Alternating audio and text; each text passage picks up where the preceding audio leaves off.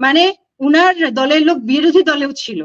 এটা কিন্তু একটা রয়ের স্টাইল। খালেদা জিয়া বা তারেক জিয়া ওনারা জড়িত, বলছে না জিয়া পরিবারের কেউ না, জিয়া পরিবারের কেউ না, কিন্তু আপার বিএনপিরই আপার এশালনের ভিতরে কয়েকজন ছিলেন যারা ওনাদের পেরোলে ছিলেন, হাসিনার পেরোলে ছিলেন। রিসেন্টলি আমার একজন অফিসারের সাথে কথা হলো যিনি শেখ হাসিনার খুব কাছে অবস্থান করেছিলেন, উনি এসএসএফ এ ছিলেন, সঙ্গত কারণে তার নাম উল্লেখ করছি না। তিনি আমাকে একটা ইনফরমেশন জানালেন যে ডিএডি তৌহিদ যখন উনি জেলে ছিলেন, সেই সময় উনি যখন এসএসএফ এ ছিলেন, ওনার উপস্থিতিতে, এনাদের তো ডিউটি চেঞ্জ হয়, এনাদের উপস্থিতিতে উনি কিন্তু দেখেছেন যে ডিএডি তৌহিদকে ডান্ডা বেরিয়ে পড়া অবস্থায় জেল থেকে বের করে সেনাবাহিনী, মানে আপনার সরি হাসিনার যে ব্যক্তিগত চেম্বার, তার কিন্তু বাইরে একটা রুম আছে যেখানে সবার সাথে উনি বসে কথা বলে, ব্যক্তিগত চেম্বারে কিন্তু সবাই ঢুকতে পারে না, 1 to 1 মানে জাস্ট একা একা কথা বলার জন্য, সেইখানে ডিএডি তৌহিদ কিন্তু তার সাথে মিটিং করেছেন, এটা উনি নিজে দেখেছেন। এবং এটা এতই গোপনীয় ছিল যে মানে মানে ওনারা যতটুকু ধারণা পেয়েছেন যে ডিএডি তৌহিদ মানে আমি সব বলে দিব, আমি আর পারছি না, এই ধরনের একটা মেন্টালিটিতে ছিলেন, তখন তাকে টাকা পয়সা, তার ফ্যামিলিকে আরো কিছু দেওয়ার আশ্বাস দেওয়া হচ্ছিল। এবং ওই জেল থেকে কিভাবে ডিএডি তৌহিদ, যিনি কিনা এই খুনের সাথে প্রত্যক্ষভাবে জড়িত ছিলেন, তিনি কিভাবে বের হলেন, যেহেতু এটা আমার নিজের দেখা না এবং ওই অফিসারের কথা, সেজন্য সঙ্গত কারণে আমি ইয়েতে বলিনি, মিডিয়া কমিশনে বলিনি, বাট এই ইনফরমেশনটা আমি যেহেতু পেয়েছি আমি বললাম।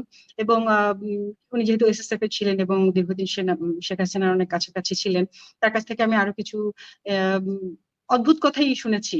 যেমন বিএনপির কিছু উচ্চ পর্যায়ের কিছু লিডার যাদেরকে আমরা এখন দেখি, তারা কিন্তু রেগুলার যাতায়াত করতেন, হাসিনার সাথে তাদের ভালোই সব সখ্যতা ছিল। এবং তিনি এমনটাও শুনেছেন যে মানে ওই লিডারের নাম করে বলছেন যে ওকে বলো, ওকে সামাল দিতে বলো, ও কেন করছে না। এই জিনিসটা আমাকে খুব ধাক্কা দিয়েছে। এবং এই মানে আমি ওনাকে প্রশ্ন করলাম যে এটার সাথে কি মানে আমাদের খালেদা জিয়া বা তারেক জিয়া ওনারা জড়িত, বলছে না জিয়া পরিবারের কেউ না, জিয়া পরিবারের কেউ না, কিন্তু আপার বিএনপিরই আপার এশালনের ভিতরে কয়েকজন ছিলেন যারা ওনাদের পেরোলে ছিলেন, হাসিনার পেরোলে ছিলেন। বিভিন্ন সময় হাসিনা তাদেরকে বিশ্বের কাছে তো দেখাতে হবে যে উনি একটা গণতান্ত্রিক দল, ওনার অপোজিশন একটা দল আছে। আপনি দেখেন কেউ গুম হয়েছে, আবার কেউ কেউ কিন্তু গত 15 বছর তাদের কোনো সমস্যাই হয় নাই, তারা খুব আরাম করে সব জায়গায় মিটিং করেছেন, মিছিল করেছেন। এবং এখন ঠিক এই লোকগুলাই মানে বিএনপির ভিতরে অনেক রকম মানে ঘোলাটে পরিস্থিতি তৈরি করছেন, আমরা যেটা বুঝতে পারছি। মানে যে হিসাবটা আমি কখনোই মিলাতে পারিনি। আপনি জানেন যে আমি নিজে কোনো মানে দলের সাথে যুক্ত নই, আমার দল বাংলাদেশ, আমি বাংলাদেশের হয়ে কথা বলি। যতক্ষণ পর্যন্ত এটা বাংলাদেশের ইন্টারেস্টে, আমাদের ইন্টারেস্টে, আমি সাধারণ মানুষ ভাই, খেটে খাওয়া মানুষ, আমার চিন্তা হচ্ছে আমি দিন শেষে যাতে একটু আরাম করে ঘুমাতে পারি, আমাদের যাতে নিরাপত্তা থাকে, আমাদের সন্তানদের যাতে অবস্থা ভালো হয়, তাদের পক্ষে আমি কে কথা বলবে, আমি বলি কথা। আমার দেশ বাংলাদেশ, এটা বিএনপির খারাপ করলে বিএনপি বলবো, যে খারাপ করবে সে বলবো। তো আমরা যে জিনিসটা কখনোই মিলাতে পারিনি যে এই যে মানে আমাদের প্রেসিডেন্টকে রেখে দেওয়া, আমরা শুনলাম যে এটা বিএনপির ওখান থেকে একটা সিদ্ধান্ত এসেছে। তারপরে আমরা শুনলাম যে বেগম জিয়া এবং তারেক জিয়ার মধ্যেও একটা মানে তাদের মধ্যে একটা দূরত্ব সৃষ্টি করার চেষ্টা, আবার তাদের সাথে জামায়াত এনসিপির দূরত্ব সৃষ্টি করে, এগুলো কে করেছে?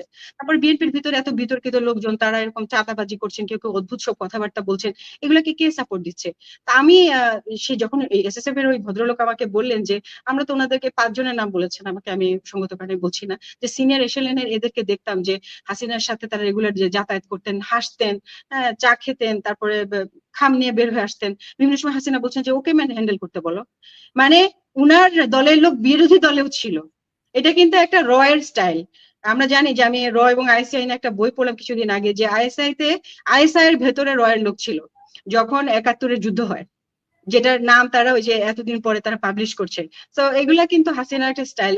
আমি অবাক হব না যে অপোজিশন সবগুলো দলে যদি তার কিছু লোক থাকে, আমাদের উচিত এদেরকে আইডেন্টিফাই করা এবং সঠিক পথে করা। এটা আমি মনে করি যে দেশবাসীকে জানা দরকার ছিল, যদি একটু অপ্রাসঙ্গিক হলো।